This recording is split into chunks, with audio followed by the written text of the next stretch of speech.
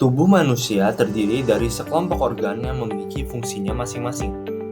Organ seperti paru-paru digunakan untuk bernafas. Jantung berfungsi untuk memompa darah. Otak sebagai pusat pengendalian dan koordinasi, serta organ-organ lainnya. Salah satu organ yang juga berperan penting dalam tubuh manusia adalah pankreas.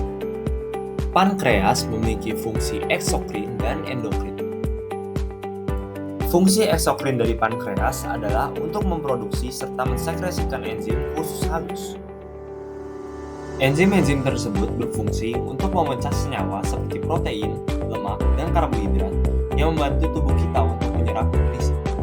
Sementara itu, fungsi endokrin dari pankreas adalah untuk mensekresikan hormon yang mengatur gula darah ke aliran darah tubuh kita. Contoh dari hormon tersebut merupakan insulin yang mengubah glukosa menjadi glikogen untuk cadangan energi, dan glukagon yang berfungsi untuk meningkatkan tingkat gula darah ketika berada di tingkat yang rendah. Namun, pankreas dapat mengalami kelainan di mana fungsi endokrin, khususnya produksi insulin, tidak dapat dilakukan. Kelainan metabolik tersebut dikenal juga sebagai diabetes mellitus tipe 2, di mana tidak diproduksinya hormon insulin sel beta pada islet dari lengan menyebabkan kadar gula dalam tubuh yang tinggi. Penyakit diabetes mellitus tipe 2 tidak memiliki obat. Orang-orang yang memiliki kelainan tersebut dapat berolahraga, mengonsumsi makanan-makanan sehat, mengatur berat badan, serta juga dapat melakukan suntik insulin. Dulu, insulin diperoleh dari sumber hewan seperti pankreas sapi dan babi. Namun, seiring dengan perkembangan ilmu bioteknologi, insulin sekarang diperoleh dari bakteri maupun kamir yang telah direkayasa genetik, yaitu telah disisipkan gen yang menyebabkan produksi hormon insulin. Contoh dari bakterinya adalah E. coli dan untuk contoh kamirnya adalah S. cerevisiae. Pembahasan kali ini akan berfokus pada organisme E. coli. Tahap pertama yang dilakukan adalah isolasi dan amplifikasi gen. Pertama-tama, gen insulin dari manusia diisolasi dan diperbanyak dengan bantuan polimerase chain reaction atau PCR menggunakan polimer spesifik. Gen penyaji insulin yang diisolasi terdiri atas dua, yaitu gen penyaji insulin rantai A dan rantai B. Tahap kedua adalah konstruksi plasmid, di mana plasmid yang merupakan molekul DNA sirkuler dengan ukuran kecil dibuat sebagai vektor yang membawa gen insulin dan membantu ekspresi gennya.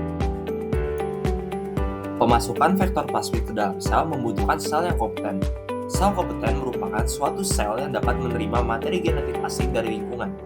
Pembuatan sel kompeten dibantu dengan penambahan larutan yang mengandung ion kalsium seperti kalsium klorida yang berfungsi untuk mengikat DNA, yaitu vektor, dan menetralkan interaksi tolak-menolak antar DNA dan membuat sel bakteri yang bermuatan negatif. Transformasi kemudian dilakukan untuk memasukkan vektor ke dalam sel inang yakni E. coli dengan metode heat shock. Sel bakteri yang telah ditransformasi kemudian ditumbuhkan pada media selektif dengan kandungan antibiotik ataupun marker seleksi.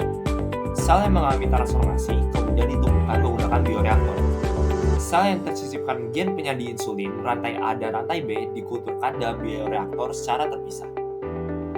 Bioreaktor merupakan suatu perangkat yang digunakan untuk menumbuhkan organisme seperti sel maupun mikroba di dalam lingkungan dengan kondisi parameter yang terkontrol, seperti pH, suplai oksigen, suplai nutrisi, agitasi, aerasi, dan sebagainya.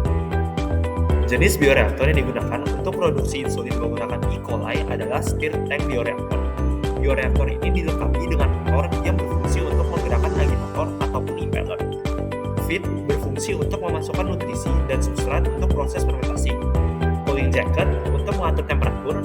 Bevel untuk meningkatkan pengadukan nutrisi, distribusi panas dan oksigen, serta mencegah terjadinya pusaran ketika diaduk. Dan terakhir adalah agitator untuk mengaduk larutan, transfer massa dan panas, serta mempertahankan suspensi sel E. coli. Kemudian terdapat juga beberapa skala bioreaktor. Skala bioreaktor dibagi menjadi 4, yaitu skala lab, skala pilot, skala industri, dan skala manufaktur. Untuk produksi insulin, skala pilot biasanya dapat digunakan, di mana volume dari bioreaktornya adalah 10 hingga ratusan liter. Meskipun begitu, produksi insulin juga dapat dilakukan di skala industri, yang memiliki volume ratusan hingga ribuan liter. Ketika insulin dihasilkan dalam jumlah yang sudah banyak, Produk dipisahkan dari sel melalui tahap sentrifugasi ataupun filtrasi.